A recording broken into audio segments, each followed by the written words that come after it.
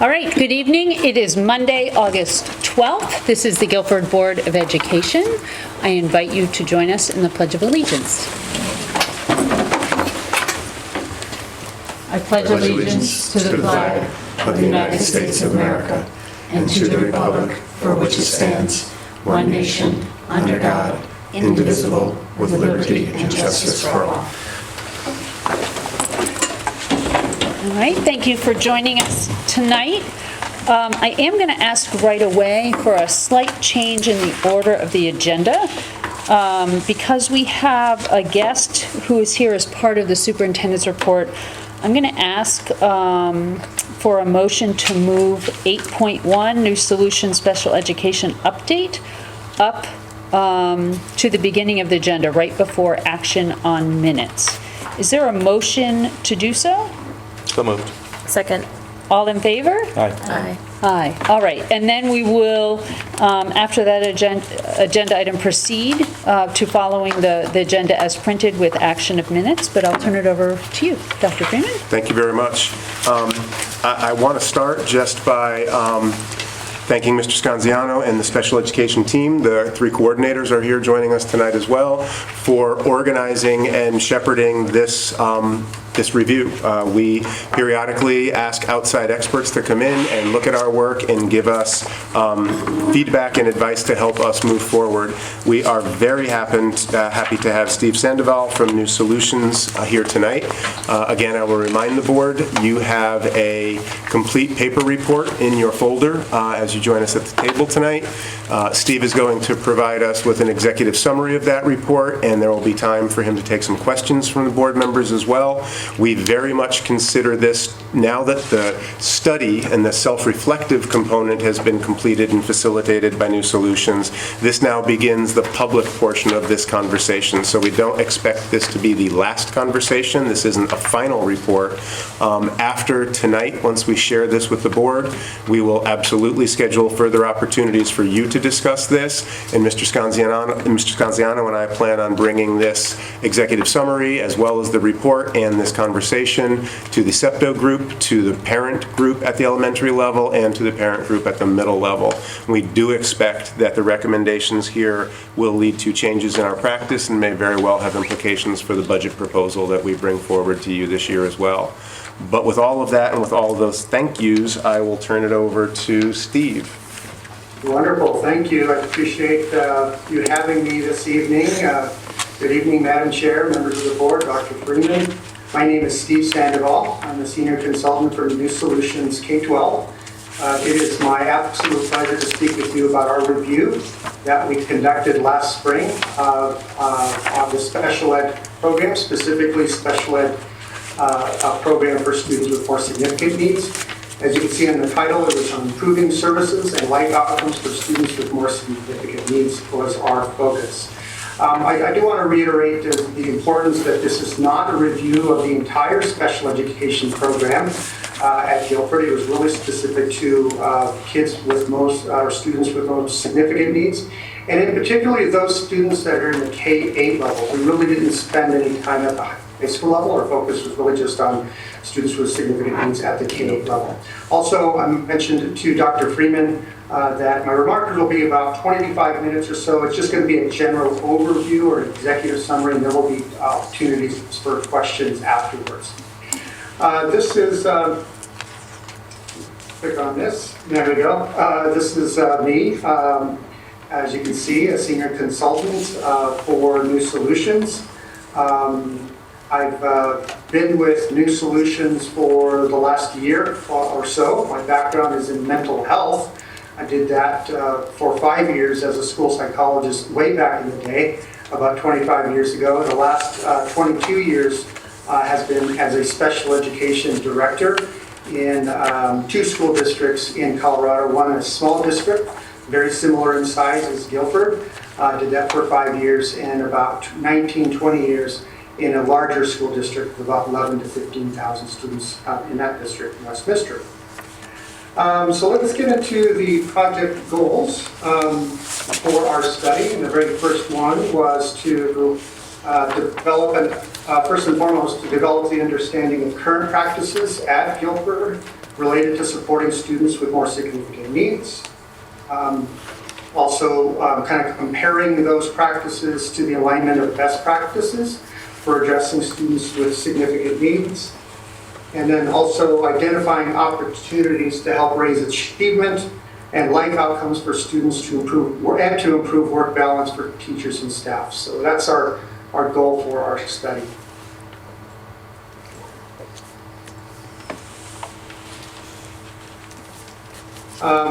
Over the course of last spring, we talked with a lot of people. We talked to, first and foremost, Dr. Freeman. We spoke to some parents. We spoke to Mr. Scanziano and his team. Very appreciative of Mr. Scanziano and his team, Michael, Heather, and Bridget, for being such gracious hosts and helping us support the work moving forward. We also conducted interviews with special education teachers, school psychologists, social workers, speech language pathologists, many folks, central office administrators. There were just a number of different folks that we spoke with, dozens and dozens, that really kind of gave us a really good flavor of things that are happening within the school district. Some of the questions that we would ask were what's working well. On the other hand, what's maybe not working as well. We would ask, what does a typical day look like for a special education student who is in one of these substantially separate programs or learning centers? Also, what is a typical day like for a special education teacher or other related service providers like speech language pathologists and social workers as they support students in these programs? And so those are the types of questions. Of course, our favorite question is the magic wand question at the very end, which is, if you could change one thing, what would that be? And so from that, again, gathering information from a wide variety of people, we're able to kind of put together some great information. We also conducted some data analysis. We got data and information from Jason Scanziano and his team relating to students with disabilities, the proportion thereof, school enrollment. We got a really good idea of the different learning centers or programs that are available at Guilford for students with more significant needs. We looked at overall school enrollment and district enrollment as well, and we were able to collect that and analyze that data as well. And then finally, I conducted a number of classroom observations. As we know, it only goes so far. If you're looking at information and data or talking with folks, you actually need to see it with your own two eyes. And I was probably in at least 12 classrooms, not just classrooms for students that are in substantially separate programs, but also regular classrooms where a lot of the students were spending a lot of their time in there as well. So that was really useful. From that, we did culminate a findings report. I believe that you have that in front of you, and Dr. Freeman has seen it, as well as Mr. Scanziano. And you will notice in that report, and we'll talk a little bit about this evening, that we truly believe that a short list is better than a long list. Nobody has the bandwidth to do 100 things, or even a dozen things in many respects, especially with all the hundreds of things you already have on your plates as we speak. But it was important for us to come up with a short list of what we consider opportunities that the district can try moving forward. Let's start with commendations. There were a number of things that we were just really impressed with at Guilford Schools, and these were among them. We could probably list again a dozen or more. But these are the ones that really stood out from our conversations and from observations. I'm not going to read these to you, but I'll give you a few seconds to read these yourselves.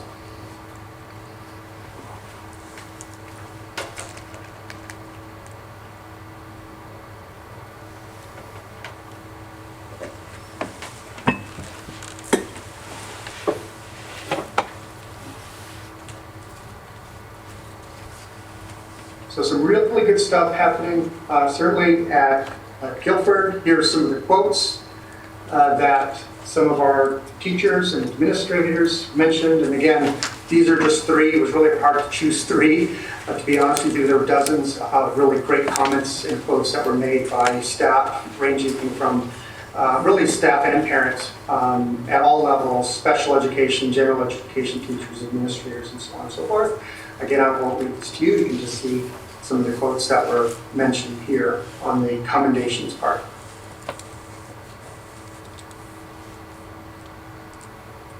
Okay. The next slide gets into the summary of opportunities. And again, I'm not going to read these to you because we're going to go over each one of them one by one. But just to give you a few seconds to kind of get a general scope of the different opportunities that we saw were the main priorities. Again, keeping in line with our promise that we wanted to keep a short list of opportunities. Okay. So let's go over each one by one, starting with the very first one, which is 1A. So prioritize placements in programs for students with significant special needs based on student need over student age or grade. So 1A really gets into specialized programs to the extent practical in a small school district. Districts are tasked with supporting students across a wide range of needs through various in and out of district services and supports. Doing this well is very challenging work, especially in smaller districts such as your own, and I can definitely resonate with that, having been a director in a small district myself. And in fact, they tend to be magnified in smaller districts. So that becomes a challenge. Here are a couple of the quotes that were mentioned by some of the staff members. One was a special education teacher, another one was a middle school educator, that I think really point to the primary themes that we read with regard to this opportunity 1A. One is that these programs should not necessarily be called ABA. According to actually, it was one special education teacher quote, but there are several teachers that mentioned this. Some kids in these programs don't really need traditional ABA support, and for those of you who don't know what ABA is, it does stand for Applied Behavior Analysis. They were really initially popularized for young students with autism. It's a very highly structured approach to help reinforce desired actions and behaviors, but also to reduce undesired actions and behaviors. Oftentimes, ABA methodologies require a very highly trained practitioner who's really undergone not only training, but also years of experience in doing it and doing it well. We do recognize that ABA, and certainly we found this at Guilford, that ABA can mean different things in practice to different people based on their background, experience, and training. And we did find that as we talked with a number of people, either mental health folks or special education teachers, or in some cases parents, and most definitely paraprofessionals, almost everyone had a sort of slightly different definition of ABA, and that can be problematic for the district in that regard. Another thing that we saw is that sometimes there was a wide focus of students, a wide variety of needs of students in the same programs. And this teacher, in fact, was a middle school educator, felt that really having both students with behavior needs on the one hand and students with mental health needs is not necessarily working.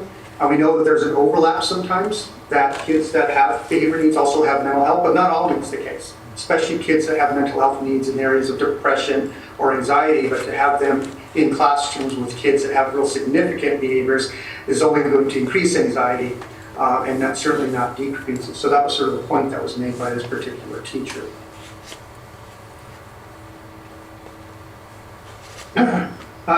Like in most school districts, Guilford Public Schools learning centers tend to tailor programs that are considered multi-categorical, which means that students are with a variety of needs are often in the same learning center, as sort of depicted here in this graph. So if you can see this whole slide, kind of view this as one classroom where you have one student with one need, you have another student with a completely different need. You might have 3 or 4 students with completely different needs. Let's say student 1 primarily has a significant cognitive delays or intellectual impairments. Student 2 might primarily have a significant social or emotional delay. Student 3 might have a severe mobility delay, and then student 4 may have a severe communication delay. And so what is oftentimes typical in Guilford is that there's kids in these programs that are multi-categorical. The good thing, I think, in some ways, is that the grade spans are pretty low. You know, you'll see K2 programs, you'll see 2, 3, 4 programs, 5, 6 programs, and 6, 7 programs. But what we've found is that it's better to have a wider grade span than a wider range of student needs. And so what I mean by that is what's kind of described in this slide over here. Now, as you can see, there's 2 different sort of sections.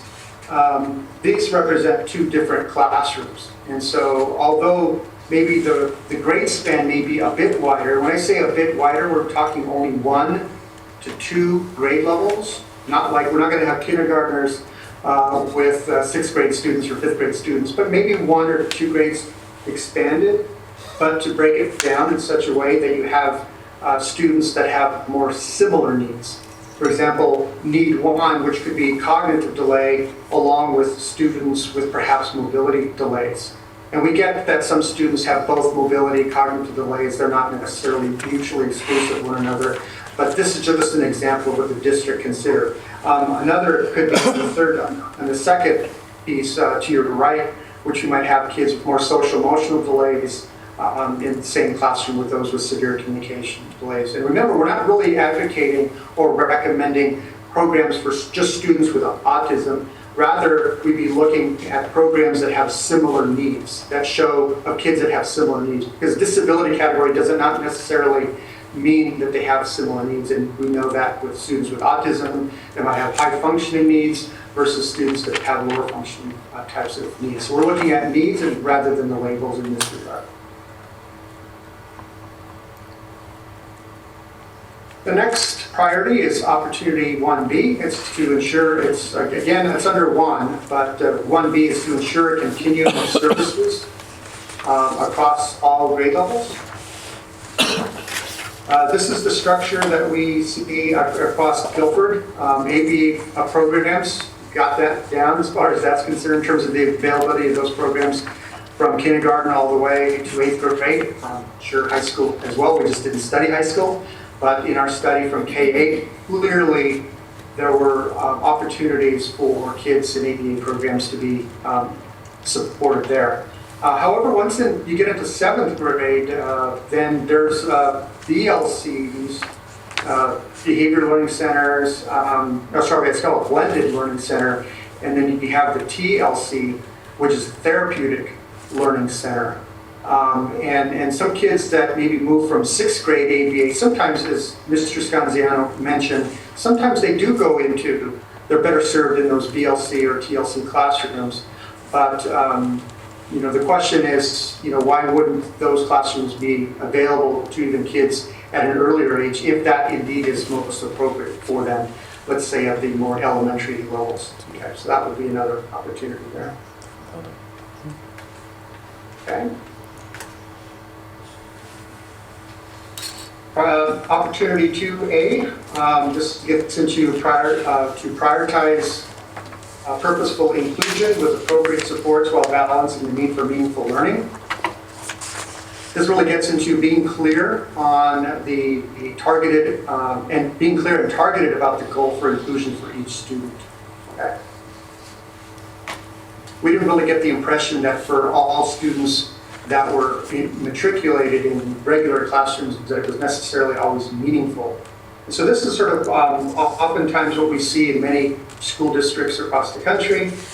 Students with modified curriculum or working off alternate standards is oftentimes they could be in a substantially separate program, really hyper-focused on relevant skills, and then lunch, again, and then maybe general education specials. Obviously this does vary depending on the school. But oftentimes this is the case for many of our learning centers. For kids that are on grade level, that may have behavioral challenges, maybe they spend a majority of their time in the general education classroom, again with lunch, and then perhaps a portion of their day working with a mental health provider or maybe with a special ed teacher who is especially adept at working with students with behavioral challenges.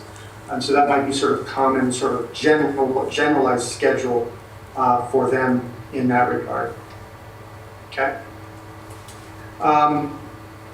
In my observations especially, I think at Guilford, is that there were attempts to make inclusion meaningful for many of the students, but in reality it didn't always turn out that way. Our poor paraprofessionals, who are amazing people and very compassionate and hard-working, oftentimes I think they're just juggling, working with the student and addressing his or her needs as best they can. I know some of the general education teachers felt that a lot of the paraprofessionals were sort of taking control of some of the instruction, but one of the quotes that was mentioned that you'll see later is that they're not really teachers. And so I really question as to whether or not students in my classroom making the gains that we're hoping, that everybody's hoping that they're making in that regard.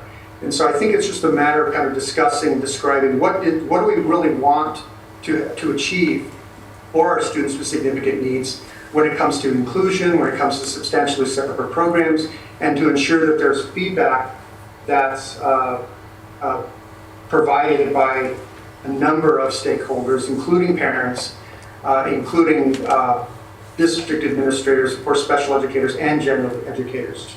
Here are some of the quotes, again, I'll read these to you, that really got into what I saw was one of the cruxes of some of the issues, was there seemed to be a hyper dependence really on many of the paraprofessionals in almost all of the classrooms that I observed from the general ed teachers. But here are some of the quotes that were read.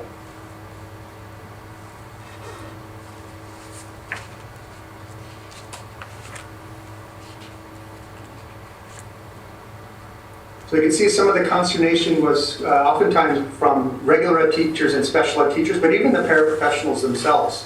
Again, they are hardworking, highly compassionate, really want to be successful with kids, but sometimes they don't know how to be successful with the students. And they keep them engaged and interested in learning for a long period of time because they felt like we really don't have that time to communicate. I think their contracts are such that they arrive when students arrive and they leave when students leave. And so there's not a lot of time built into their schedules to ensure that they're communicating, planning, and prioritizing the learning day for the students with disabilities, oftentimes with regular ed teachers. That was one. As we get into 2B, it's meeting academic and life skill goals for students in special ed programs using high quality curriculum materials. Now, that's not to say that there are no curriculum materials available for students with significant disabilities at Guilford. Quite the contrary, there's a lot of different types of curriculum materials that are being used. The problem is sometimes teachers don't know to whom they go to in order to get the curriculum materials. Many go to the special ed department, and oftentimes they are rewarded with the curriculum materials that they requested. And in some cases, they go directly to the principal, who provides the curriculum materials that they've requested. The problem with that is there's sort of inconsistencies at times. It's oftentimes principal dependent, or sometimes there are inconsistencies in the types of curriculum that are being used to support students with significant disabilities. And so we heard that quite often from teachers. That type of sort of mindset is that we're not exactly sure who to go to and what can we do.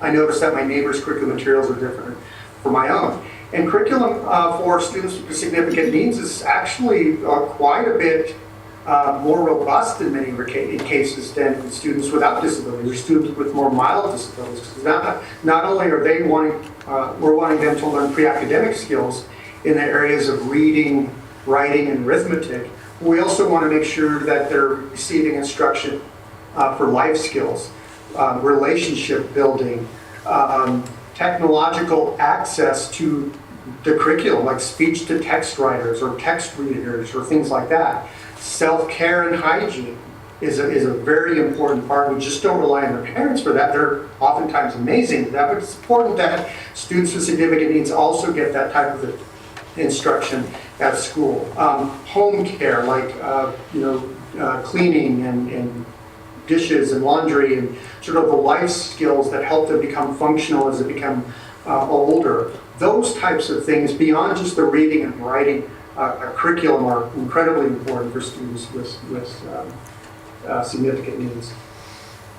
Priority number 3 gets into prioritize program staff expertise rather than headcount. I don't know if I like the term headcount. We probably need to look at that. Really, it's just focusing on ensuring that staff that are hired are the ones that are truly comfortable and have skills and have expertise in working with the diversity of students that we have in our special education programs. Our special education programs are nationwide, are probably the most diverse in terms of the learning needs of the students there. We have students with very mild needs that are reading at grade level. We have some students that are not reading at grade level and far below that for a variety of disabling reasons. And so we want to make sure that rather than looking at just sort of hiring bodies to kind of support and service, change the focus toward addressing staff, special ed teachers. It could be the utilization of maybe more mental health staff or other related service providers, occupational therapists, to sort of address that sort of specialization that would be needed to support these programs just a tad better, right? It's not about putting just a person with the kid, but also to make sure that they're providing the needs that kid has, or providing the expertise that kid needs in order to function throughout the day. We certainly find that as expertise increases, the over-reliance on other adults it decreases quite a bit because of that. So there's that.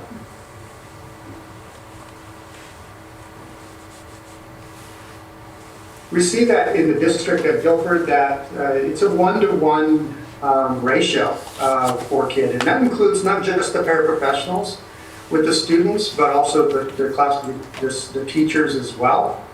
And that's pretty unusual as far as the amount of support. That certainly is one of the commendations you mentioned, is that you really support students with significant needs. Not a lot of districts can say that. Guilford, you're amazing in terms of the amount of resources that you provide your students. But it is 1-to-1, generally speaking, nationwide for successful programs. It tends to be around 3-to-1, again, focusing mostly on specialization over just paraprofessionals, for example, that may just be providing supervision support.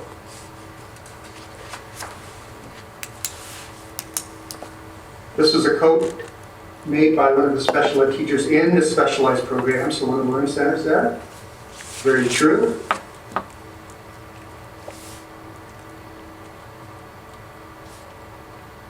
So what we see is that the research shows that it's far better to prevent behaviors, not to remediate or just manage behaviors after the fact by those who are comfortable and skilled at addressing those student behaviors. This is what the research says in terms of ensuring that we hire for expertise.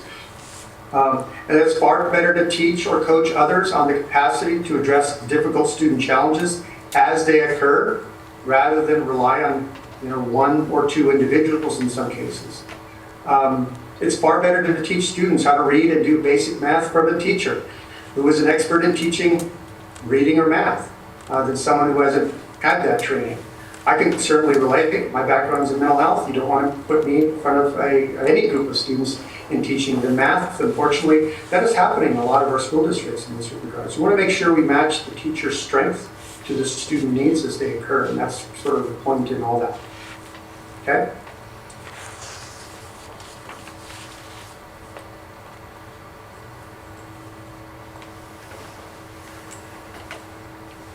All right, we can move on to the next one.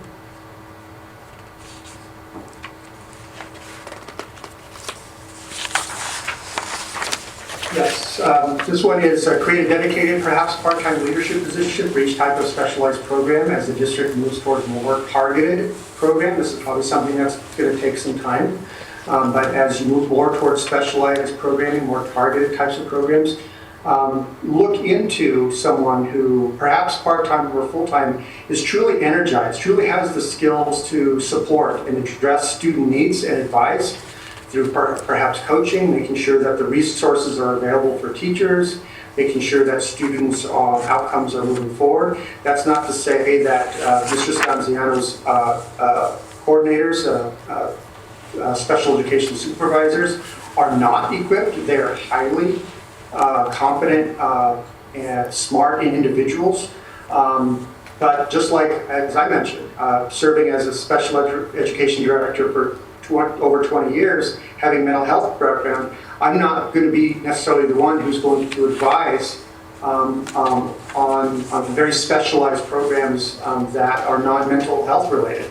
But I am going to maybe tap on the shoulder and pay them perhaps a stipend of a $10,000 to $15,000 stipend to support full or part-time work to help advise and build some of these programs in such a way that they become specialized. And so that's really the point on this. It's not only just hiring the special ed teachers who are specialized and really know their stuff when it comes to teaching this stuff, but also hiring and making sure you're putting in front of those teachers a supervisor, even if it's just part-time, who can do that work and do that well.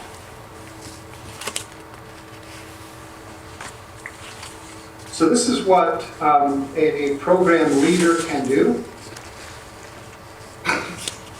in terms of addressing program purpose, even things like program name, right?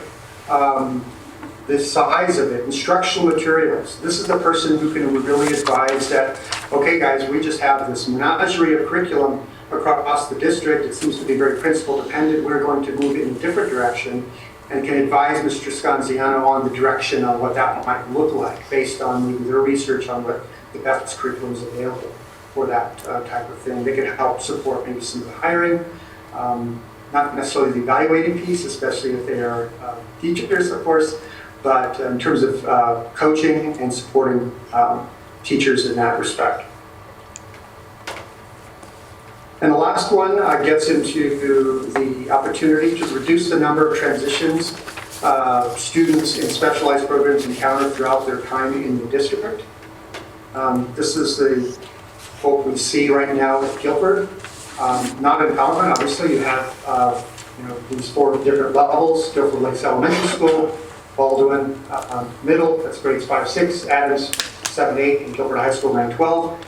So if I'm a preschool student with, let's say, autism in one of the ABA programs, I'd be in Guilford Lakes Elementary School likely, or from preschool through grade 4, and then I would matriculate to Baldwin Middle School 5, 6, and then to Adams Middle School for 7, 8, and then Guilford High School. That's 4 transitions. I know that's 1 transition for everybody, but it's especially difficult for students with significant needs, especially students with autism that really need the routine and predictability in their day. They often find comfort in knowing what comes next. And so that's important for a lot of our students in these programs.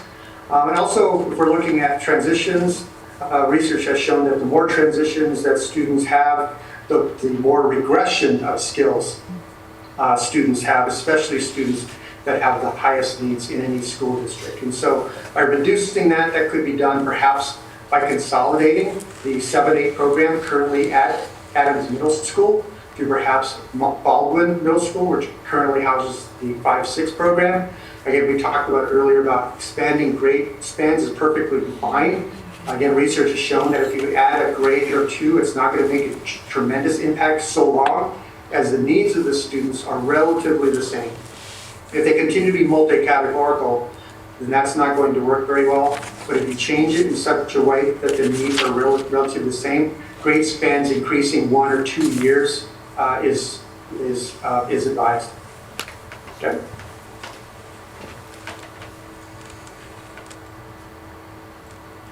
Okay, and with that, I am done with my remarks.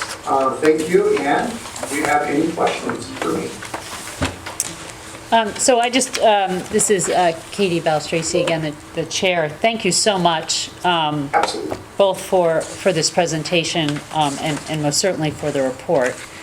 Do any of my colleagues have questions that they want to ask? Yeah, go ahead, Dr. Hirsch. You lauded the fact that we have a one-to-one staff ratio, unique to most other programs. At the same time, when we talk to our teachers, they are very stressed. That is, they feel overworked. Is that a function of a misalignment in the way we organize them? Or is the one-to-one ratio not as powerful as we thought it was? We find that it's less about the one-to-one support and more about ensuring that their skills, comfort levels, and expertise is matched to the student needs. And I think a lot of the stress we heard, I think the middle school teachers said it best, is that, in placing students with mental health needs alongside students with real significant disruptive behavior needs, is it really working? It's hard for anybody to feel successful, even in a classroom that may have a one-to-one para in that classroom. So that's an example for that. But I think by restructuring some of the programs that focus on similar needs of students and also specializing staff, that'll probably help that concern quite a bit. It's a quote that I didn't see in the presentation tonight, but I think one teacher noted that at times I feel more like an air traffic controller than our instructor. So I think that as we have grown these programs, we've experienced some mission creep, and that this is exactly what we were looking for in telling us that we've grown the resources appropriately, but now we have to think about how we're deploying and planning around those resources. And it may be that we need more specialized teachers, which would in fact require us to have fewer, less specialized paraprofessionals, and teachers will feel less like supervisors and organizers and more like direct student support. And so again, I think that we've spent 10 years building out and growing these programs, and they have reduced the number of outplacements, and now is a really good time with the appropriate amount of resource to think about how we're deploying those resources. Yeah, well said, Dr. Freeman, and Guilford is a very highly desirable place to work. And so you really are coming with a lot of special education teachers that have some real impressive skills and expertise levels. I think it's building upon that. I think it's now focusing on ensuring that they are working a little bit more specialized with certain kids that have those needs, and maybe less so with kids that they're not comfortable or don't have the skills for. And I get it, being a special ed director and dealing with teacher shortages, et cetera. I know it's very difficult at times to hire for specialization, but finding good people, smart people, and training them accordingly is also another sort of strategy that districts can use to ensure that they're caught up with their knowledge and skills. And I think it's really important that as we look at these recommendations, we think about how we share, roll out, and plan around these recommendations, because when you look, right, you see some suggestions in here that we are very well staffed at the lowest levels. And the recommendations are that we are less well staffed at the administrative and leadership level. And I appreciate the way the recommendation is written. It doesn't say hire more special ed administration, but what it says is think really carefully about the leadership and not necessarily continuing to focus on that one-to-one, an adult for every child. It's thinking about the programming, the strategy behind that programming. And that sometimes does require instructional expertise and administrative capacity. Doesn't have to mean hiring more administrative FTEs, but how do you think about that administrative capacity so teachers, again, don't feel that they're air traffic controllers? I mean, that was just a quote that leapt out to me. Yeah. Other questions? When we have a unique district, obviously, with the amount of elementary schools and 2 middle schools. I guess my question related to, case number 5, have we had cases in the past in which we've kept 5th graders at an elementary school or 6th graders at an elementary school? We very much make that decision individually based on the student need. So if it's best for that student to remain for another year at Guilford Lakes, or, we've had students due to age and due to needs skip Adams altogether and go to the high school. So we really try our best to make those decisions as individually as we possibly can. Right. Yeah. But I think that there's an Short answer to that. assumption on the part of most parents, and I think that we've fed this assumption, right? I think that we've made really thoughtful, intentional decisions about inclusion, mainstreaming, homeschool, and so by building the programs at every geographic location, there is an assumption, and so I think it is about re-educating and unlearning at the community level that, and I had even, the one about the transitions, you know, they look the same size, but remember that in the middle level, we're having students go through a transition every 2 years. Yes. That means it's 1 year of arriving and 1 year of planning to leave. So that's a topic that has come up in other conversations. That has come up in the start time conversation, that's come up in facilities conversations. And so I think there's a lot to thank you, Steve. I think there's a lot to look at. You know, the far left and the far right are both 4-year clusters, so those arrows could be twice as big as the 2 arrows in the middle. And so there's lots of ways to think about, and again, I appreciate the way the recommendation was written. How do you reduce transitions? It doesn't have to necessarily be reduced to those 3 arrows. There's all kinds of ways to do it. But I think there's a lot of parent education that's going to go into that. It would be different for a parent to say, wait a minute, my child's not necessarily going to be at Baldwin. It might be from an elementary school straight to Adams or Baldwin straight to the high school. We do it, but it's more the exception than the rule, I think. And I think too, the notion of individuality is very important. And so when we look at student behaviors of, you know, a 4th grader transitioning into 5th grade and an 8th grader transitioning or 7th grader transitioning to 8th grade, behaviors can look very, very different in different students with different disabilities. And so that's where we as special ed administrators and our teams, our IEP teams, make the decisions. So it's not a decision that myself or the coordinators who are here tonight make individually. That is a team of experts coming together to say this is where, when, how, and for what duration special ed services should be delivered. And that does include location as well. So, Makes sense. yeah. So the essence of this report is very strategic. It says we got a very good program, but there are ways in which we can make it better. And the way we make it better is the way we think about the use of time and people. Absolutely. So my request as a board member, my question as a board member is, what's the process now that the administration is going to go through to, in some sense, offer an alternative strategic plan to what we're doing now based on this report? And I think Dr. Freeman alluded to, you know, our next step is presenting this information to our parent community. Our parents are vital members of our teams. Our parents aid in the planning for their students as well as, you know, the staff that we employ as a Board of Education. So I think it's vitally important that we bring parents into this conversation before making any decisions moving forward. That's a great point. Especially when some of those decisions have been intentional. Our focus on mainstreaming and integration and our focus on trying to keep students in essentially as close or more close to grade level bands rather than the shift to non-categorical Right. is a philosophical shift, and we are going to want to explain this carefully and thoroughly to that parent community. So we plan on tonight with all of you, September, October, November with SEPTO elementary parents and middle school parents. There might be some early changes that can be part of this budget cycle, but most likely bigger ones.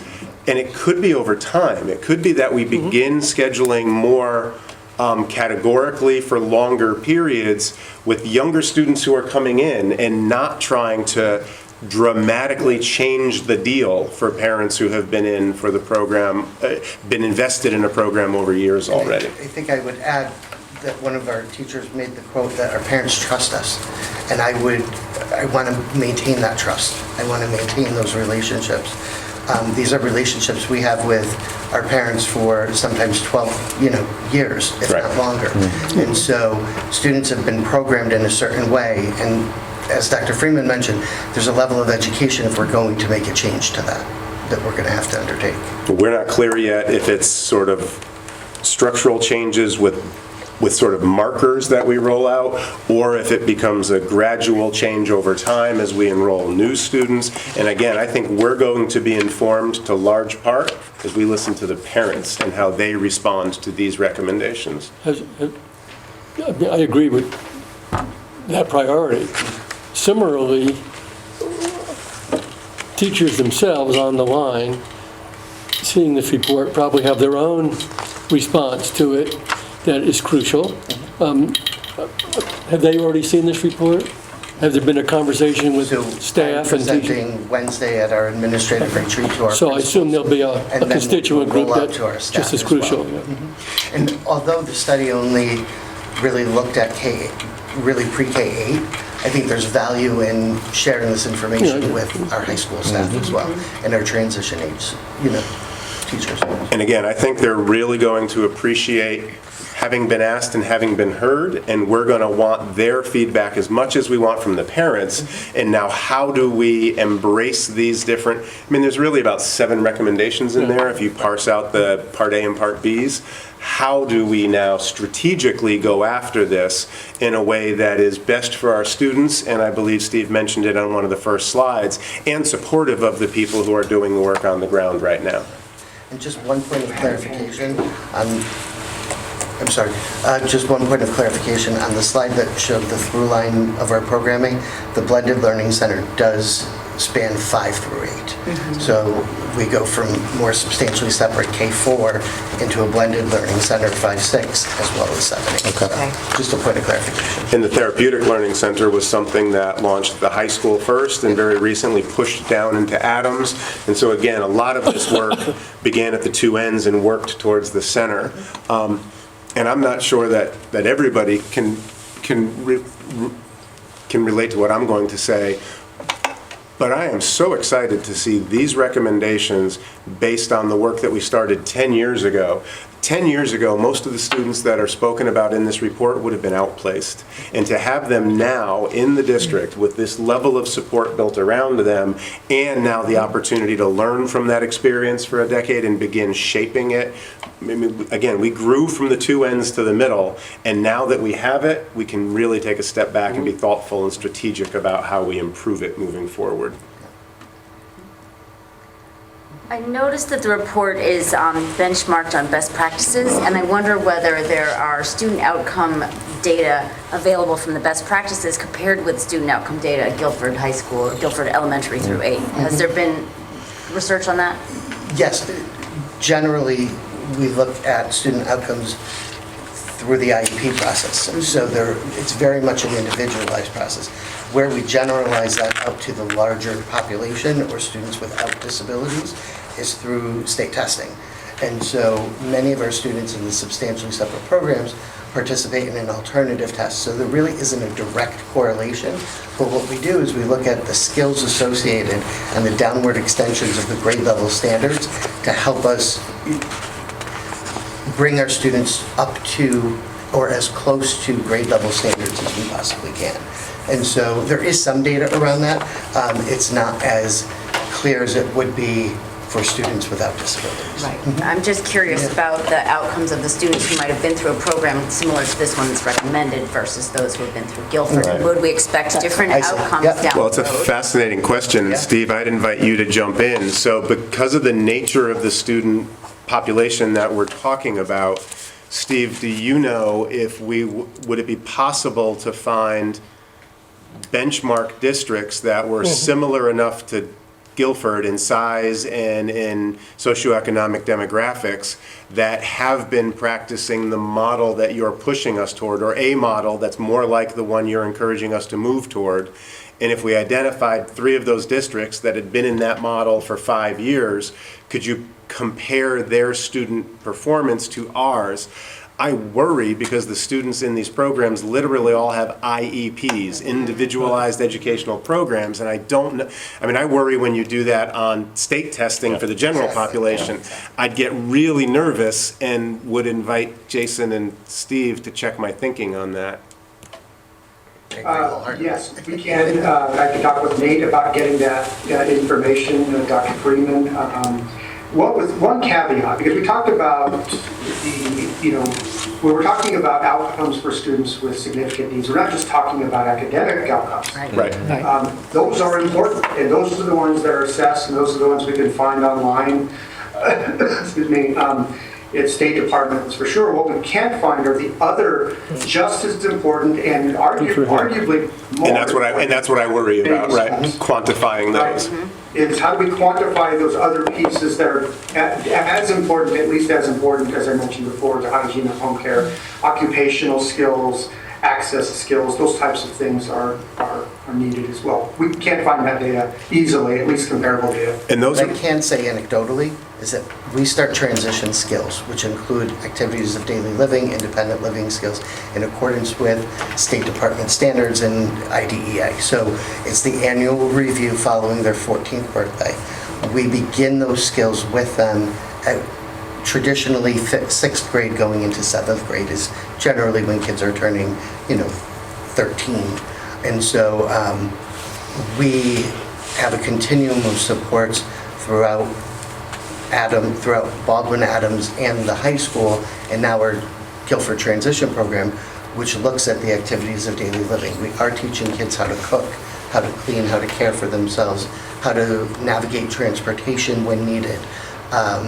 And quite honestly, we have a lot of our special ed students who go to college, go to 2 or 4 year colleges, which is, I'm very, very proud of. So, there are students who participate in college-based transition programs. So places like the Thames Academy at Mitchell College, the Clemson University, the Threshold program at Lesley University. So we have supported our kids through their 4 years of high school and then beyond in those areas as well. So really proud of that work. Yeah. I think, what you're both saying too about next steps, per Dr. Hirsch's question, and there's a lot of conversation that has to happen, and perhaps a gradual approach, which is great. But it would potentially, right, have us, for instance, if we did more combining of a 5 through 8, building up the program a little bit at Baldwin, right? Which would be space, staff, whatever. I think we have all those things, right? And then looking or building up, and maybe this is a question, is it building up staff expertise or just identifying staff expertise and using them differently, or both? I think it's both, right? Yeah, I will say, Thank you, Steve. you mentioned, special education being a shortage area. It's a shortage area across the nation right now. Right. We're very fortunate that we are a desirable school district. We continue to be. We do great work here.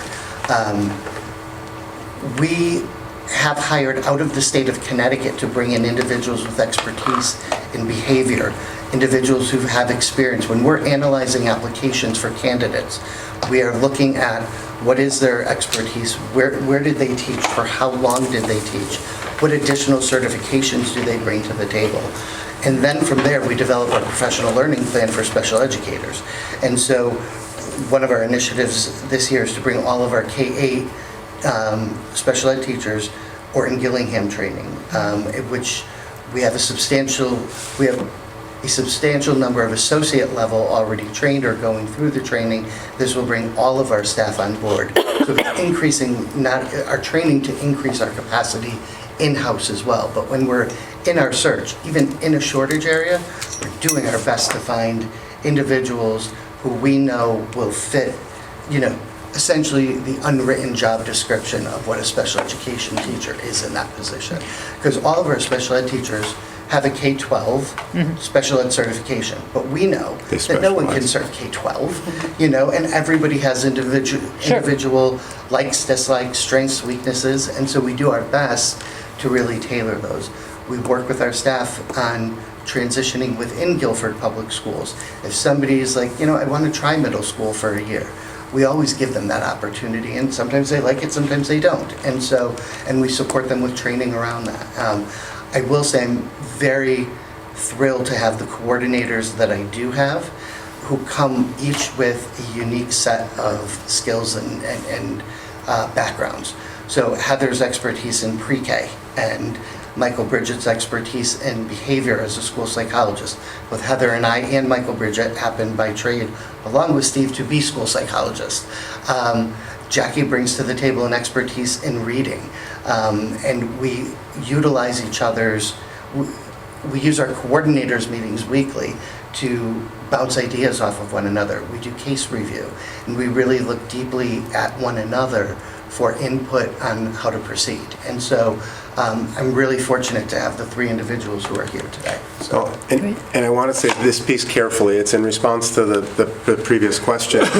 Part of what you can read through some of those recommendations is an encouragement to start looking at certain teachers who are connected to specific programs and thinking them in the same way that we think of, say, a department head. So that that individual teacher Yep. who's developed that area of expertise Yes. or who was hired in with it might then be afforded some release time to use that expertise to support the other folks in the program. And I want to be really careful to say that the report suggests that there might be resource for that in some of the, right, it doesn't necessarily mean hiring more administrative positions or more teaching positions to cover that release time.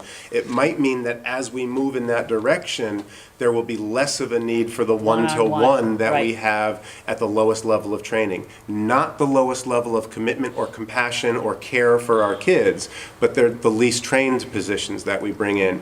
And again, that is a careful and emotional conversation to have with the parent community because of the way the parent community views the support that that paraprofessional makes available to their child. So Well- we need to think this part through really carefully. Absolutely, and I want to thank the administration for doing this study.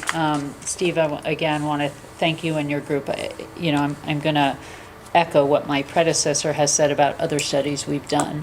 We can't be afraid to look at what we're doing and recognize areas for improvement. Change is hard. But it's, the way we maintain excellence in this district is by self-assessment and self-reflection and bringing folks in to help us be better. This report's going to go on our website. It's going to be No, available to it's- anybody who wants to see it. And Jason and I are still going to spend a lot of time having some thoughtful conversations with the Absolutely. community around it. And it's fine for change to be incremental and to take our time and to be thoughtful about getting all the input along the way. But so important that we're not afraid to do these kinds of assessments and really identify where there's room for improvement. So this is terrific. Thank you. Again, I want to be sensitive to Steve's time, and I want to thank Yes, you Steve. kept him well. And again, I want to thank Jason and Jackie and Heather and Michael Bridget, who have all been in retreat all day long and still came to this board meeting today to be here with all of us tonight. We very much appreciate it. And I'm guessing I am speaking on behalf of my colleagues. We would love to hear about this as yeah. we move forward.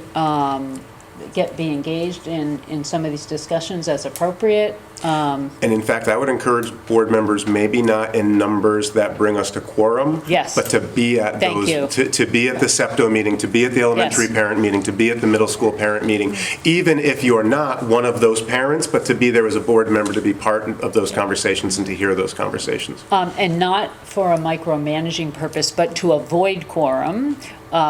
It would be good just to coordinate if To check you're in, thinking yeah. of going to one of those. I'm happy to be a resource. No, I'm happy Right. to have it flow through me, but just, we If you all can't showed have. up at the same we one, it can't could have become an 5 of us unposted show board up. meeting. That's right, we can't have Exactly 5 of us show up, so we can distribute ourselves well. I just think that would Excellent. be, and it would be supportive and important to hear those conversations. Absolutely. Well, and thank you. I was going to ask about that, but you've made the invitation before I had a chance, so. Steve, again, thank you so much for joining us. We really appreciate your time. Thank you. It was my pleasure. Very much appreciated. Thank you. And you guys are welcome to stay, but you'd be insane. Good night, thank you. Thank you so much. Thanks, Jason. Thank you, Jason. All right, I am going back to agenda item 3, Action on minutes. I am first going to ask for a motion to approve the July 8th, 2024 regular Board of Education meeting. So moved. Second. Any comments?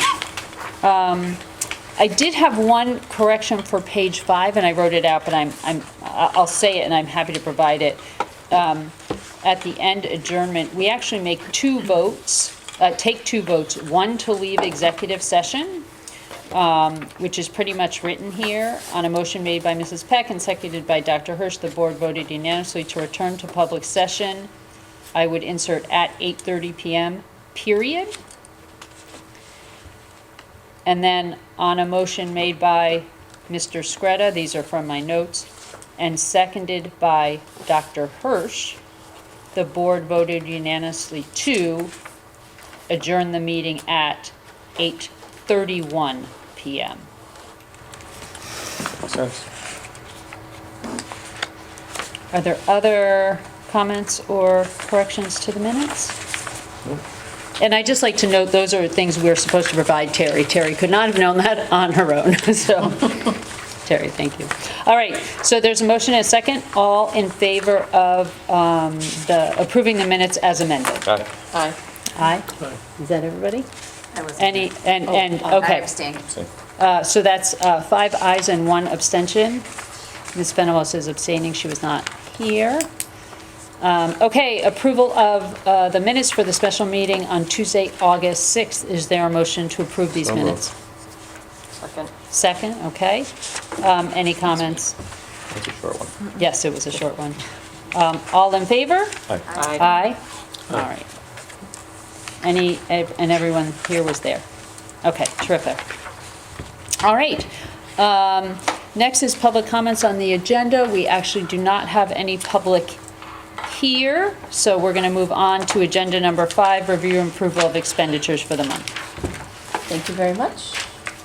Are you ready for me? I am. I'm going to do the best I can. I did forget my reading glasses, but we're going to do this. Jen, do you want mine? Are they just generic? Yeah. Yeah. Showing my age here. Thank you. So there's actually there's two reports tonight. One is for the fiscal year 23-24, which is what I'm going to jump into first. The expenditures and encumbrances through the end of June were 99.85% of the budget, as compared to 99.99% from the year prior. Salaries and employee benefits were in line with the prior year. Tuition was lower than the prior year. Purchase services, supplies and materials, capital and transportation, and capital were all higher. Transportation was actually lower. As the public knows, the budget for the Board of Ed is passed as a lump sum, but we do go through line items and through categories. There were a number of categories that went way over their budget. Just as an example, building management was over by $504,000, which was 149% of what was originally budgeted. So there has been, on the agenda tonight is transfers to the different parts of the budget that need to be approved to balance the books, so to speak. And that when we do that, there will still be an overage to give back to the town of $103,228.48. This is less than 1% of the operating budget. And I cannot say it enough about the impressive and outstanding job done by Linda Trudeau and her team to get this massive budget to come in at less than 1%. It's just something I could never do. So, but this is truly impressive, and thank you for all the hard work that you guys do. In terms of the end of the year, the biggest piece is tracking down people who are vendors that have not submitted their bills and getting those paid. So in the month of June, we get bills that were from October of 2023 that we would like to have paid more on time, but we got them paid before the end of the fiscal year. And and so the total payments on the warrant for the month of June of 2024 is $624,203.67, and that does close out the that fiscal year. That's right. So we're going to be reviewing two sets. So the first vote then is to approve the July 2024 financial reports for fiscal year 2023-24. As Ms. Baldwin just went through them and noted, we did discuss these in some detail in the Operations Committee just prior. So is there a motion to approve the July 2024 financial reports for fiscal year 23-24? So moved. Second? All in favor? Aye. Aye. Abstentions? Opposed? No. Okay. Next. Okay, so now we move on to July of 2024, which is the beginning of the new fiscal year. But July is and historically always is a very busy month. So at this point, we've expended expenditures and encumbrances for the month of July were 9.14% of the budget as compared to 9.48% for the year prior. We did receive a small $318.40 for tuition. Right now, salaries are in line with the prior year. Employee benefits are higher than the prior year. I'm going to get into that in a little bit. Purchase services right now is lower, but this is due to timing of encumbrances and payments. The percentage for tuition, the percent of the budget is higher than the prior year, but again, this is due to timing of payments, as well as supplies and materials. And we have the capital leases that were paid, transportation's in line. So the total warrants for the month of July are $2,243,522.51. And again, a lot of what's going on with this big submission is the things that are paid up front before the school year starts. Annual pension, OPEB contributions, capital lease payments. For example, we had to purchase laptops and Chromebooks for the new year. We have to pay for them and then we get reimbursed. So that reimbursement will come later in the year. Annual dues, renewals, softwares, memberships, things of that nature, as well as the members of the district that are full year salaries and summer employees. So that's the reason for such a high number this month, and it's always this way. That's it. All right. Thanks, Jen. Again, so I am now going to ask for a vote of approval for the July 2024 financial reports for fiscal year 2024-25. Is there a motion? So moved. Second. All in favor? Aye. Opposed and abstentions? None. All right, thank you. Now up to agenda item number 6, communications. Does anyone have communications to share? Oh, handing back glasses. Thank you. I did want to share one communication. So at our last meeting, one of the topics was on an exchange student, and we were discussing a coming exchange student and how does that happen? How does someone come? I'm actually friends with the family that is accepting one of the exchange students, and she reached out to me. I watched the Board of Ed meeting to see if you talked about the exchange student we are hosting, and I see that you did. For the person who asked how the process works, it was initiated by me after seeing a post on Facebook advertising the need for host families. I answered the call to the regional coordinator, and with 2 minutes, she had me filling out the applications. For a variety of reasons, we wanted a semester student instead of a full year, and those students are fewer in number. So I think we had that as a question.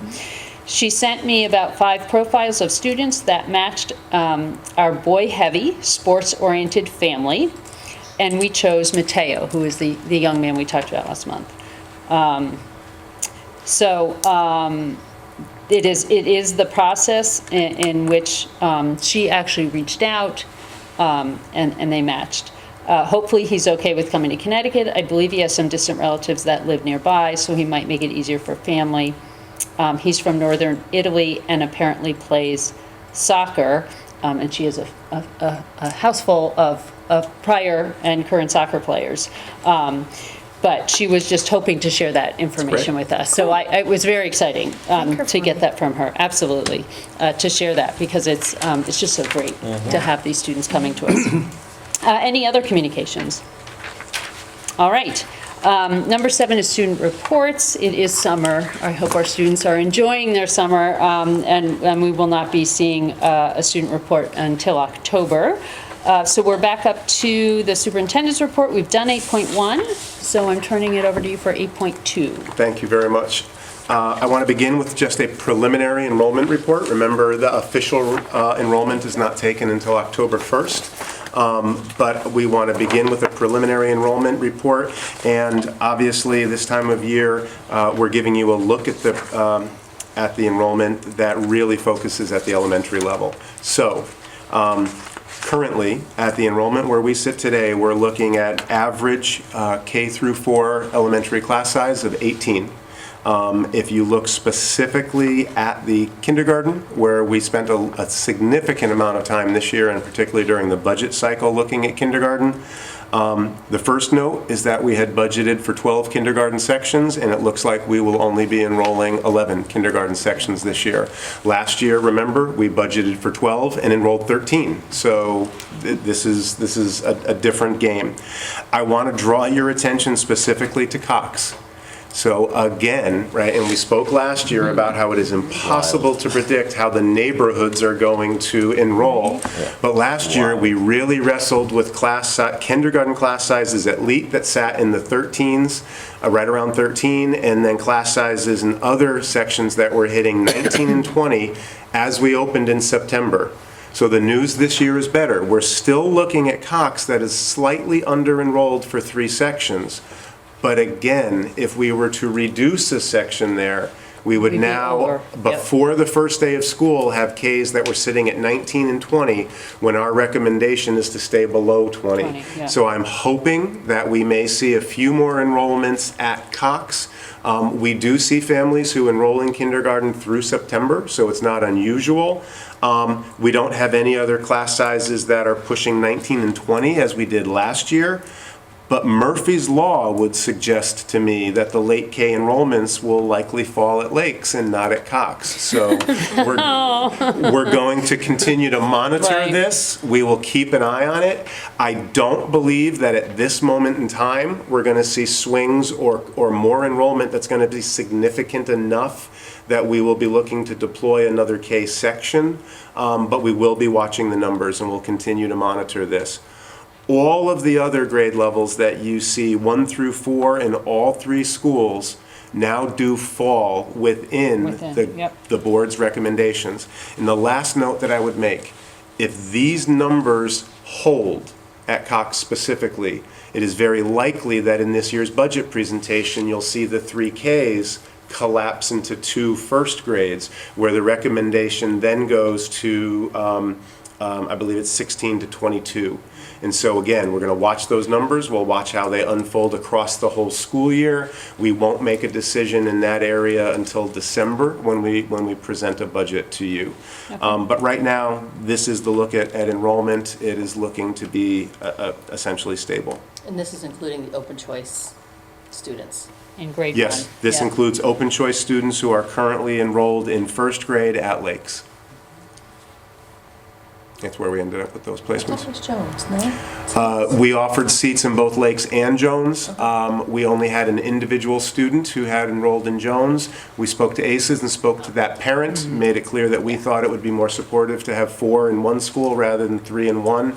Parent absolutely agreed and appreciated the phone call, and so the choice students will now be clustered. I'm not sure if we'll enroll 4. It could be as low as 2. Again, we're going to keep an eye.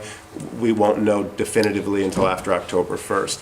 Even if it's only 2, remember that we offered seats in only 1 grade level this year. Next year, we'll offer seats in 3 grade levels. And so even at 2, if we enrolled 2 students per grade level, you're going to see that number jump from 2 to 8, and I think it could even be more than that in year 2. And then we'll offer seats in about 4 grade levels the following year. So we see it growing relatively quickly. And when you say we might only enroll 2, that's because of who comes to us. We have opened up or offered up to 6 seats. That's exactly right. So it's not any decision we're making, it's about who ACES brings to us. Correct. Okay. We offered ACES 6 seats, and it looks Right. like there's interest in 2. Remember that at this moment, we are geographically the furthest Right. district along the Understood. shoreline from New Haven. So Right. some parents may be making choices based on travel time Sure. or other considerations. And it's only the first year. Exactly. Yeah. We need some word of Right. mouth Good before point. we see Yep. those numbers go up.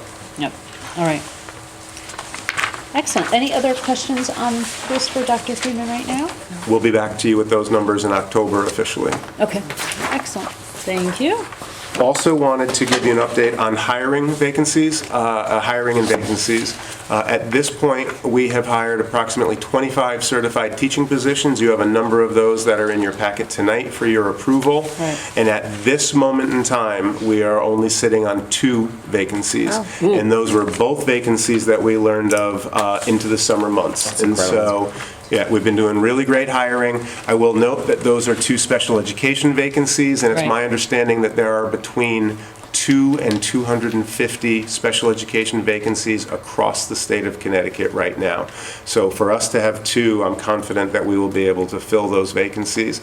It is a shortage area. It's becoming the hottest shortage area, and it is really fueling special education teachers who are mid-career teachers who are moving around districts. I spoke to 2 superintendents this week, one because we're hiring an experienced special education teacher away from his district. We're within a 30-day window, and I owed him a courtesy call. And because I spoke to just one of our neighboring superintendents who wanted to call and talk about the mobility that he's seeing among special education teachers across the state. So it is something that is playing out. We're really excited. I'll make one note. One of the positions that we hired for this week is not a special education position, but we are hiring somebody with 24 years of special education experience with his Orton Gillingham certification, who has, in the middle of his career, completed and achieved another certification, wants to move into that teaching area, and we're bringing that person in from a previous special ed position in another district. It's been a busy summer in the HR office. There's a lot of movements, and we have new teacher orientation, which is scheduled for August 26th and 27th, where we will begin bringing in this new group of teachers. It doesn't matter if this is their first year with their own classroom, or if they're a 24-year veteran, they all go through new teacher orientation with Dr. Gosson and Mr. Roden. Excellent. I'm really Excellent. excited. And the last item before I complete my report is that we are right in the midst of our 3-day administrative retreat. So the entire extended administrative team today, that's about 21 of us. It's all the central office administrators, building principals, assistant principals, special education coordinators. We spent the day together today at the Mercy Center. Rydell Harrison, who is attending the full retreat with us, but Dr. Harrison took part of the lead in the focus of the day today. Sarah O'Brien from the Ed Ethics team at Harvard University spent the day with us today. We were again practicing our use of case studies as we look at helping all students to know that they belong and focusing on that work. And Dr. Harrison really helped us to continue to talk about student belonging, how student belonging opens up doors for students academically and socially, and what we need to do to minimize the roadblocks to that belonging. Tomorrow, we're really excited. We have Matt Mervis from Ed Advance. I continue to want to say Ed Connections. From Ed Advance, it's one of the 6 regional RESCs who will be coming in tomorrow morning to talk with us about artificial intelligence, about technology in the classroom, about smartphone use. We're really going to be thoughtful about the way that we're talking about these topics.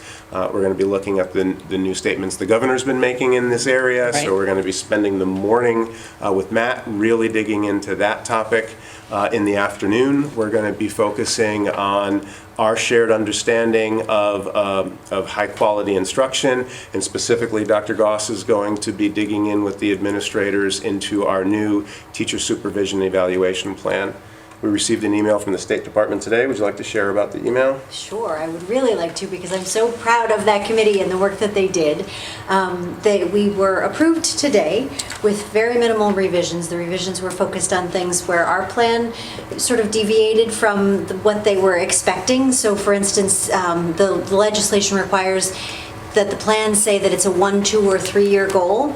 Well, we have a continuous improvement goal, so that verbiage felt silly to us, and so it wasn't included in the original plan, so we had to add that in to meet the state conditions. But they were really minor sort of editorial changes like that, and they were so excited about the work that the committee did that they are going to use it as an exemplar for the state. Oh, that's terrific. So congratulations, committee, they did wonderful work. Absolutely. That's really great. That's really exciting. So we dig in really instructionally, both around the technology and around how we support our teachers instructionally tomorrow. It's going to be another really rich day. On Wednesday, we return for a third day. Sarah Gleason from Shipman and Goodwin is going to be joining us. She and Jason are going to be talking to the team about the changing Title IX requirements and how we will continue to address Title IX concerns that may be brought to us and how we support the administrative team as they support families who are dealing with those sorts of concerns.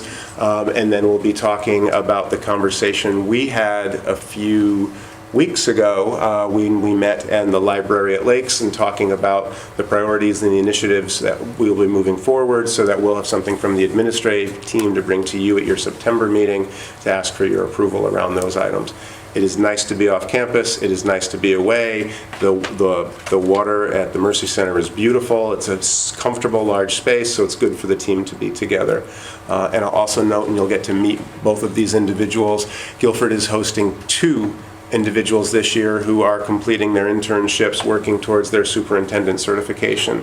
And so Dr. Kari Fletcher is joining us. He is currently the director of curriculum in Old Saybrook. He's pursuing his superintendent certification through UConn. He'll be working with us as an administrative intern. And Mr. Adam Swinney is an assistant superintendent in East Haven. He's pursuing his certification through the Central program, and he'll be joining us in Guilford this year as well, both getting to know how we do the work. I'm sure you'll see them both at board meetings and other places, and as soon as I have an opportunity, I'll introduce you to both of them in person. Terrific. And that concludes my report. Comments for this? Wonderful. All right. So we're now up to the board agenda. 9.1 is to act on personnel items. As Dr. Freeman noted, we have a number of teachers for whom we will ratify the appointment. Carrie Alberts at Lakes, pre-K to special education. Adam Alillo to Baldwin, special education. Kelly Buck, school counselor at Adams in mathematics, is that right? We've got school counselor Adams and mathematics. Good catch. I will have to check on that. So I think it's a math position. Yep. In either case, we'll ask for you to approve her hire. tonight? Yes, Yes. I'm quite sure there's, School comes first. Yes. So Yep. that's just a typo. no, I think that's just a typo, you're Yep. right. So we think that's math. Samantha Pacelli, the high school special education. Claire Cargill, GHS science. Connor Rebello, Jones physical education. Sandy John at Lake psychologist. John Stearns at Adams in science. And Teresa Krasuski at Lakes, a social worker. So I'm going to seek a motion to ratify the appointment of these 9 individuals. So moved. Second. All in favor? Aye. Aye. Great, that's unanimous, thank you. We are being asked to ratify the resignation of the following 2 teachers, Emma Velez, Leet, special education, and Martha Jennings at Jones, special education. Is there a motion to ratify these 2 resignations? So moved. Second. All in favor? Aye. Okay, thank you.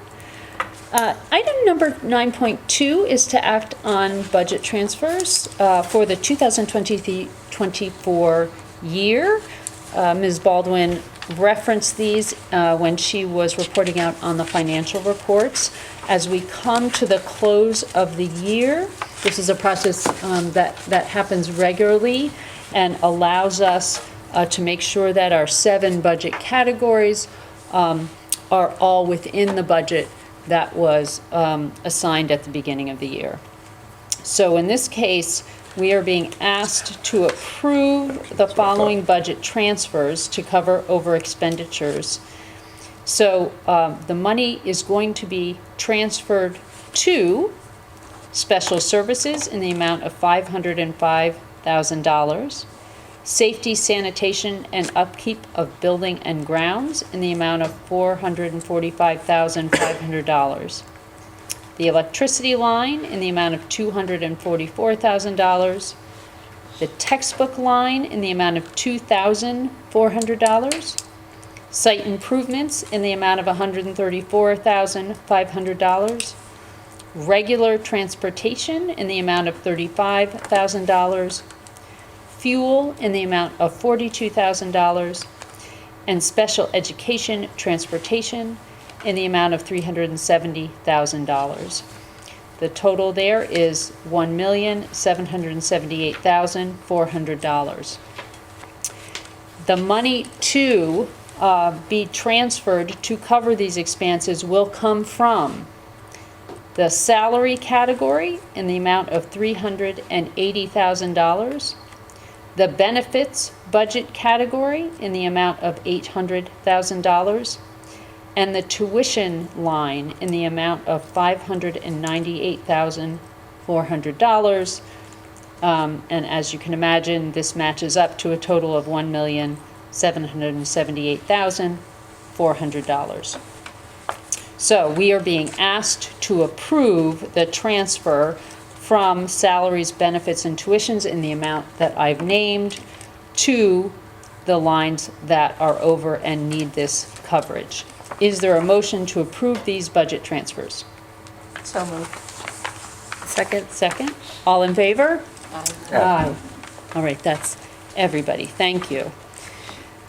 9.3, receive for possible action a request to waive the 30-day waiting period to purchase a textbook, the College Algebra 13th edition. Dr. Goss, can you help us understand this request? Usually we have a receive item and then we vote the next month. I'm guessing part of it has to do with the fact that it's August 12th. That's a large part of it, but actually, this was not planning on our part. Okay. This is a concurrent enrollment course that we were hoping to run through the concurrent enrollment grant. That's how it got started. But then in working with some of the universities in the state, they operate on an entirely different timeline than we do. Okay. So our folks did everything they needed to do and walked away in June thinking we weren't going to be able to offer this course, and then got emails at the end of July that said, hey, great, we're so glad you want to offer this course, and here are the texts that you can use. And so then had to quickly scramble, and kudos to them, because these are teachers who weren't working officially, and they Right. were working because they care about what they do and the kids. So they scrambled, and they pulled it together and said, yes, we would like to offer this, and there were, I think, 2 or 3 textbooks that they could choose from, like AP courses. Okay. And this is one of them. This is the one that they would like us to approve. I was just going to ask, so is this an AP algebra class? It is a concurrent enrollment, so they Okay. would get Okay. the advanced credit for it. Got it. They can pass it on over. Right, so this is the course for which use is projected is ECE College Algebra. We're being asked by Dan Shea and Barbara Tokarska, who are 2 of our Barbara is both the department head, Right. and they are both longtime math teachers longtime in the math district. teachers in the district. And we realize this is unusual timing, but would hate not to offer this opportunity to our students because of the approval. So we are in fact asking you tonight to first waive the 30-day process. Yes. And then to approve the text for purchase so that we can have it in student hands. Again, recognizing we only had 3 books to choose from that are approved by the university in order to provide a course that allows the concurrent enrollment. And so what you're telling us is the committee reviewed these 3 texts, chose one, and we are being asked to both waive that 30-day waiting period and then approve the textbook. Correct.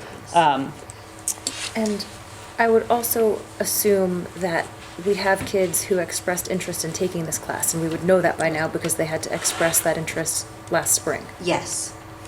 Okay. I think our question was whether or not it would, in fact, carry the dual credit piece, but the course would be offered. Regardless. Got And it. we would just have used a standard algebra Okay. text if it Got had it. not been for concurrent. These students will take algebra with the old book and not receive college credit, or take it with this book should you approve it tonight and be And able with to receive college. the college Okay. credit. That's Okay. great. Awesome. Yeah, wonderful. This has to be a vote, so it's, I'm comfortable with this process, but I'm going to ask for a motion first to request to waive the 30-day waiting period to purchase a new textbook, College Algebra 13th edition. So moved. Second. All in favor? Aye. Opposed? No. So we are unanimously waiving that waiting period. We are now then going to take a vote to approve the textbook recommendation, College Algebra 13th edition. I believe it's coming around, as was recommended by the selection committee and some of our veteran teachers, including the math department chair. Is there a motion to approve the textbook itself? So So moved. moved. Second. Second? Second. All in favor? Aye. Aye. Opposed? No. All right. Thank you very much. Absolutely. We have certainly had great success with our wonderful staff and their careful review of text, so I am making this decision very confidently. You didn't want to look at the algebra class? I do want to look at it, I do want to look at it, but I don't want to keep the meeting and the public waiting. So I'm going to look at it after the meeting. 9.5 is to approve a donation of $3,426.77 from the Guilford Dugout Club for equipment for the baseball program, which is 2 odd lot batting mats, 1 junior hack attack baseball pitching machine, and 2 Juan chain 150-foot extension cords. Is there a motion to approve this donation from the Guilford Dugout Club? So moved. Second. All in favor? Aye. Aye. Excellent. And we want to thank the Guilford Dugout Club for their support for our students and making this donation. 9.6 is to approve a donation in the amount of $7,500 from the Baldwin Middle School PTO for the creation of an outdoor learning environment. We have actually also gotten a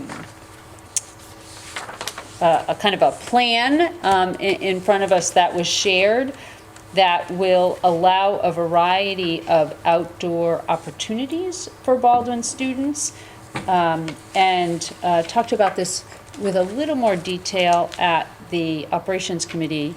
Is there anything, Dr. Freeman, you want to add or about this? No, just how much we appreciate it. I did, during the Operations Committee meeting, point out for the board members that this is different in scale than some of the full playground replacement projects that other PTOs have engaged in. It does not involve in-kind cost or work associated with the facilities department. It is simply a relatively simple and appreciated addition to the spaces where the students experience recess. We very much appreciate the PTO coming up with the suggestion and then making the funds available to do this work. Mr. Gurnham has reviewed the plan, and is supportive of it, and Mr. Hamill has reviewed the plan, has worked with the PTO, and is supportive of these changes and appreciative as well. Terrific. So, is there a motion to approve this $7,500 donation from the Baldwin PTO for the purpose of creating an outdoor learning environment gathering area for Baldwin students? So moved. Second. All in favor? Aye.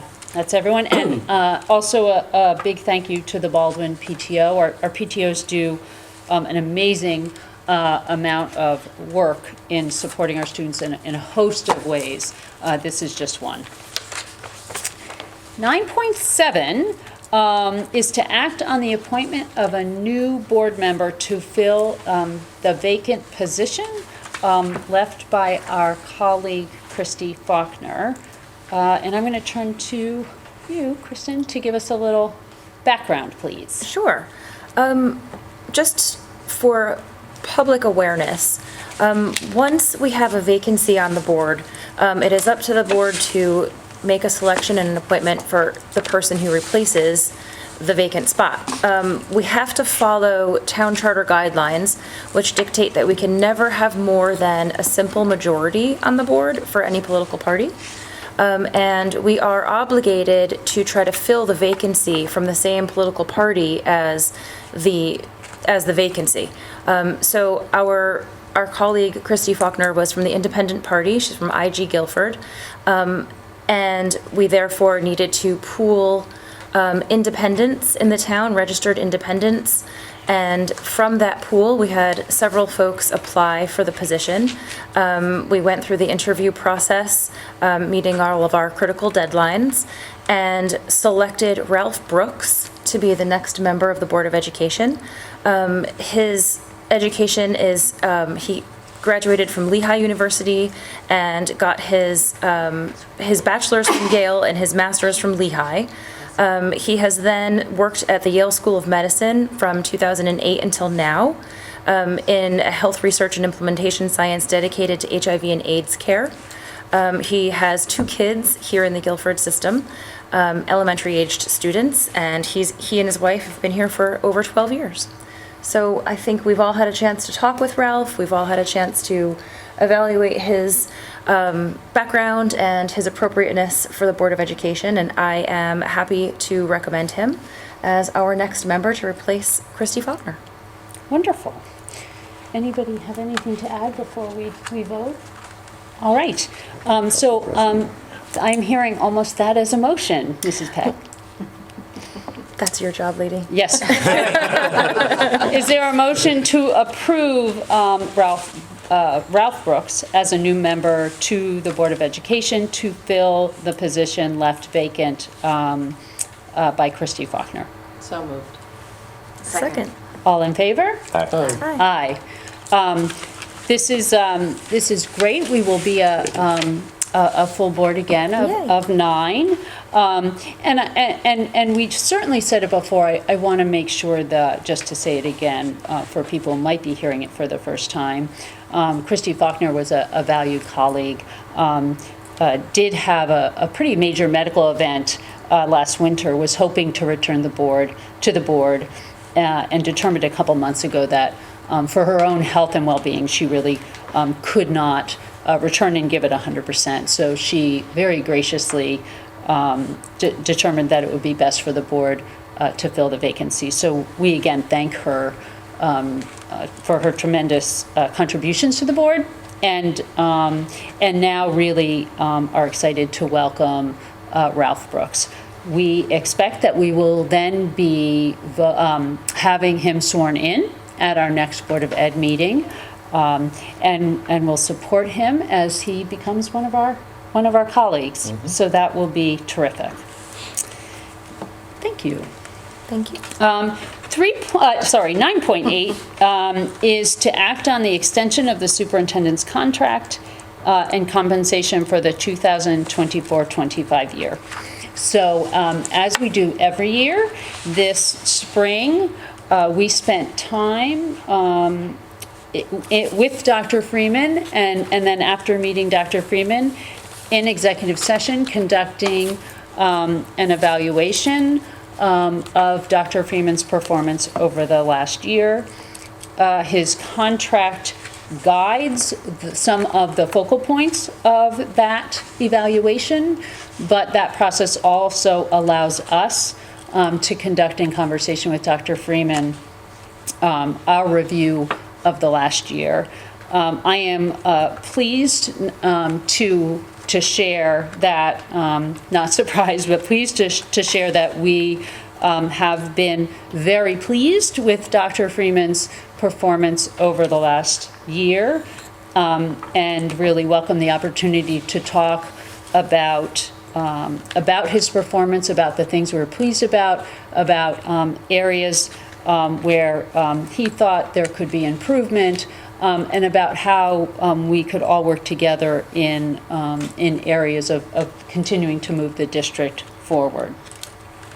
Following that evaluation of Dr. Freeman, we then entered, again, the next step of the process that happens every year of negotiating the contract in terms of compensation for the next year.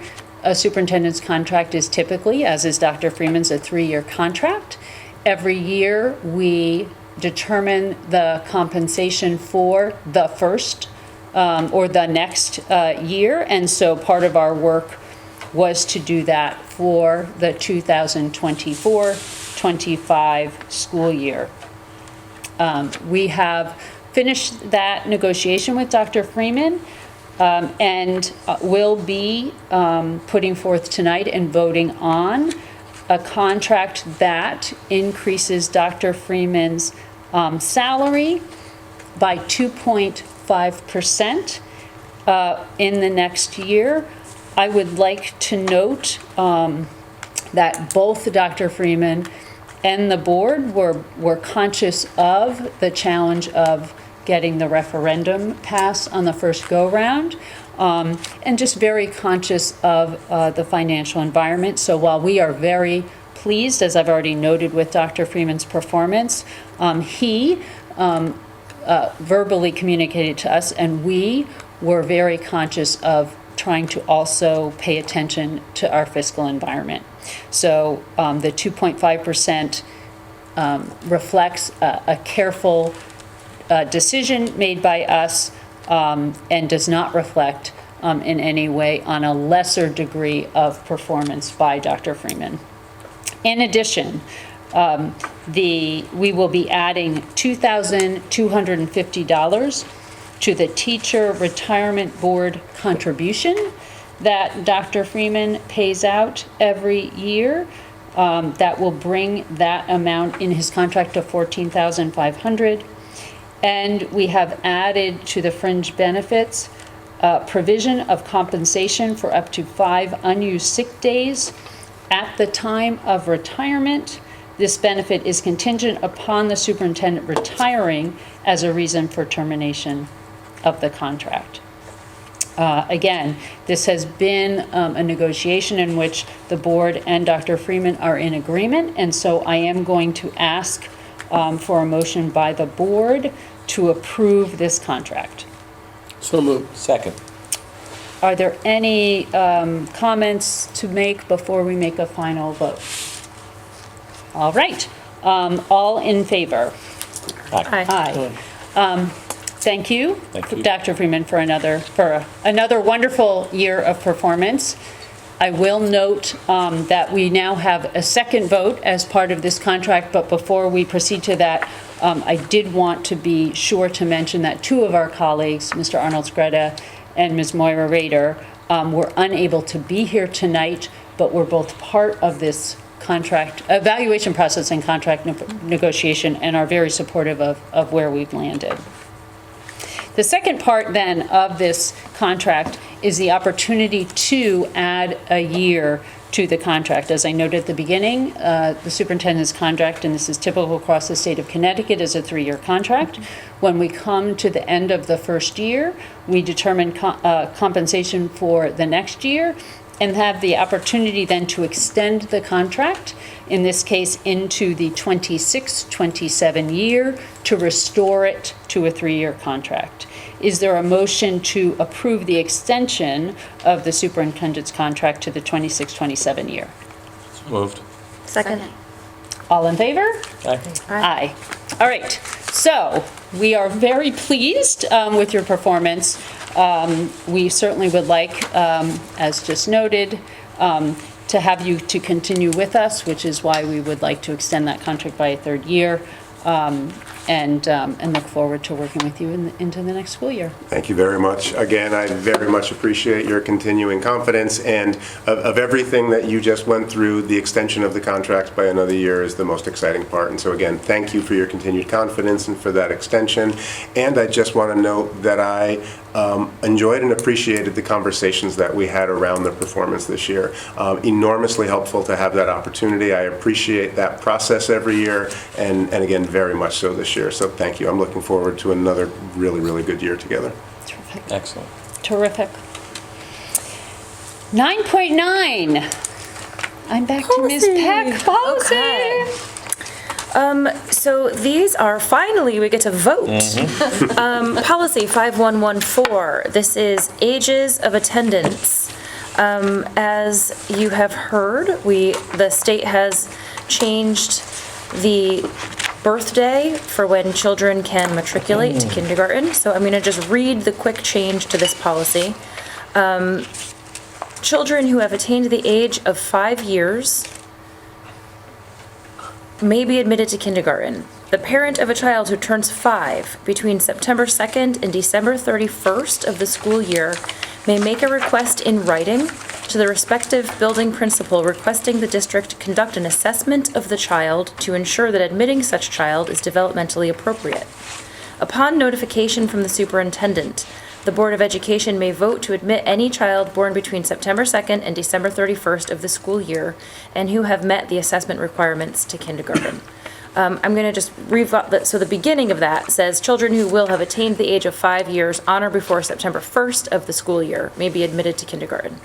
And then subsequently, parents can make a request if their child is born between September 2nd and December 31st. And in the past 2 Board of Ed meetings, I think we twice have voted Yes. on those kinds of requests. You're already acting on the changed legislation. Right. And the opportunity to do so. This policy brings us into compliance with our current practice since the state made the change. Yep. All right. Motion to approve. All in favor? Aye. Terrific. Thank you. And then I think 9. Me again? Yep, you again. Okay, policy 6334, again, this is an action item for tonight. And again, this is a conversation that we've been having for the last several months. Would you like me to read through all of this? There's a little bit more to this, but I'm happy to read through it if that's of interest. Should I just read through it? So that we can Go ahead, Okay. sure. Okay, so this is selection of educational materials, and the changes to the existing policy are as follows. This is relating to materials and material selection. It is therefore the policy of the Guilford Board of Education that books and other materials shall be chosen for values of interest and enlightenment of all students in the community. A book shall not be excluded because of the race, nationality, gender identity, sexual orientation, disability, political or religious views. Every effort will be made to provide material that presents all points of view. Any person who wishes to request reconsideration of the use of any materials in the school must make such requests in writing using the Request for Reconsideration of Educational Materials form. If books or other materials, including library materials, are challenged, the following procedure will be implemented. The final decision on controversial materials shall rest with the Board of Education after careful examination and discussion of said materials with professional staff.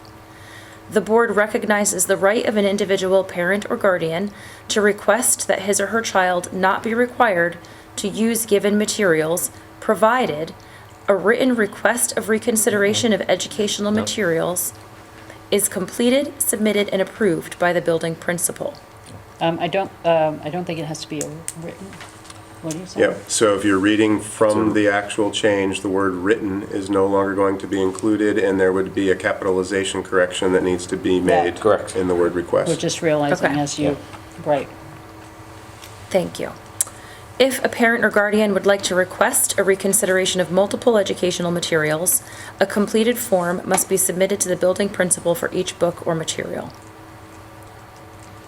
The challenged material will remain in use and shall not be removed until the formal due process procedures have been completed.